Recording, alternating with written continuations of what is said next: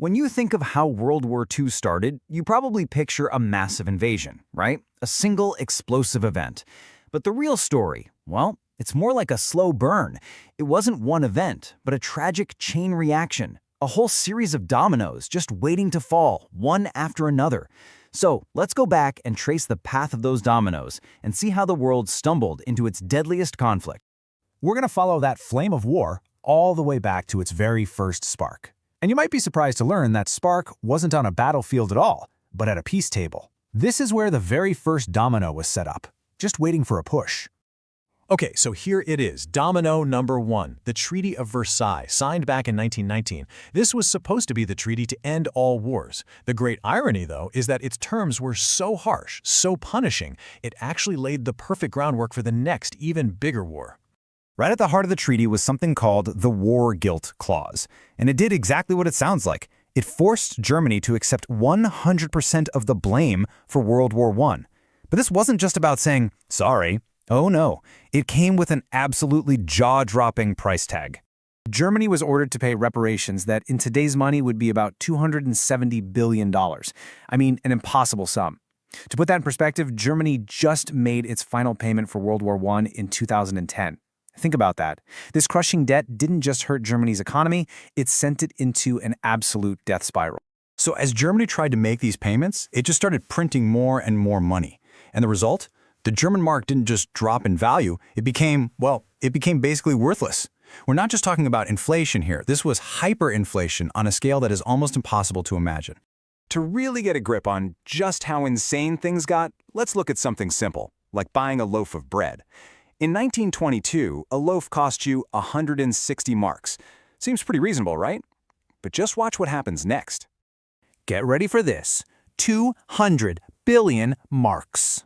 That's the price for the exact same loaf of bread just 1 year later. People's life savings, everything they had worked for their entire lives, was suddenly worthless. Their whole world was turned completely upside down.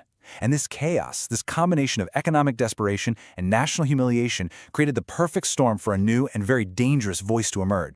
And that voice, of course, belonged to Adolf Hitler. He looked at this nation that was broken, angry, and just desperate for answers, and he gave them someone to blame. He knew exactly how to tap into that rage and use it for his own ends. His message was brutally simple, powerful, and absolutely poisonous.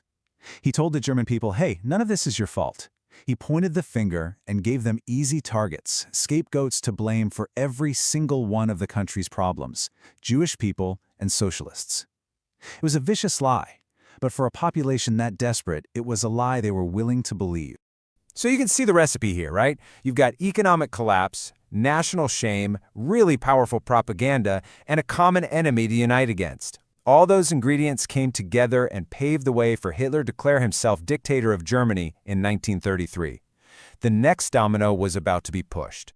The moment he's in power, Hitler starts defying the Treaty of Versailles, secretly rebuilding Germany's military. Now, the rest of the world, they're watching, and they're nervous. But you have to remember, they were all still so scarred by the First World War. So they came up with this policy called appeasement. The thinking was, hey, maybe if we just give Hitler some of what he wants, he'll be satisfied and we can avoid another huge war.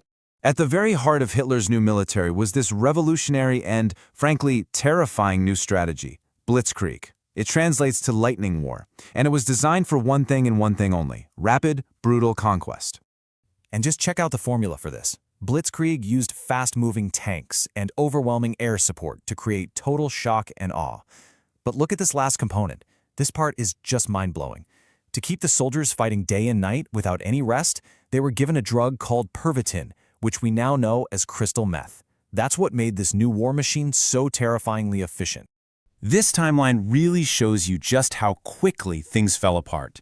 In March 1938, Hitler annexes Austria. The world does nothing. Then he demands part of Czechoslovakia, and world leaders, in a desperate attempt to avoid war, actually give it to him at the Munich Agreement. But Hitler wasn't satisfied. Just a few months later, he breaks the agreement and takes the rest of the country. Appeasement was a complete and total failure. After Czechoslovakia, there was absolutely no doubt who was next on the list: Poland. But by this point, the world's patience had finally run out. The line in the sand had been drawn. Another invasion would mean war. To avoid fighting a war on two fronts, Hitler did something nobody saw coming. He made a cynical deal with his sworn ideological enemy, Joseph Stalin, and the Soviet Union. This shocking alliance between fascists and communists removed the last major obstacle. With this pact in place, Poland's fate was sealed. And then it happened. On September 1st, 1939, using the full power of the Blitzkrieg, 1 million German soldiers poured across the Polish border. Britain and France issued one final, desperate ultimatum. They gave Hitler a deadline: pull his troops out of Poland, or they would declare war. This was it, the last chance. Hitler's response was silence. He completely ignored the ultimatum. The deadline came, and it went. The time for talking was over.